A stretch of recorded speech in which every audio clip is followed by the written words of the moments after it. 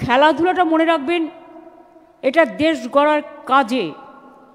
একটা টিম যখন খেলে, all caste, all religions, all creed, all community তাতে পার্টিসিপেট করে। আমরা কিন্তু কাউকে জিজ্ঞেস করি না এটা বাংলার ধর্ম, দেশেরও ধর্ম, সারা বিশ্বেরই ধর্ম, যে তোমার টাইটেলটা কি। আমরা জিজ্ঞেস করি কোন ক্লাবে খেলছো। ওয়ার্ল্ড কাপে ইন্ডিয়া যখন খেলে, আমরা কি কখনো জিজ্ঞেস যে তুমি হিন্দু না তুমি মুসলমান, না তুমি শিখ, না তুমি খ্রিশ্চান, না তুমি রাজস্থানী, না তুমি গুজরাটি, না তুমি মারোয়াড়ি, না তুমি Bangali? Indian captain is Indian captain. আমরা সেই হিসেবে ব্যাপারটাকে দেখি।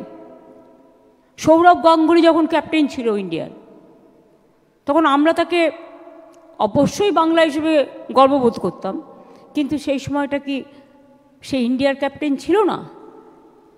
দেশকে রিপ্রেজেন্ট করেনি। তার তো আন্তর্জাতিক লেভেলেও রিপ্রেজেন্টেশন করার যোগ্যতা ছিল। যাই হোক, সে ব্যাপারে আমি এখন আসছি না, যখন সময় হবে বলবো।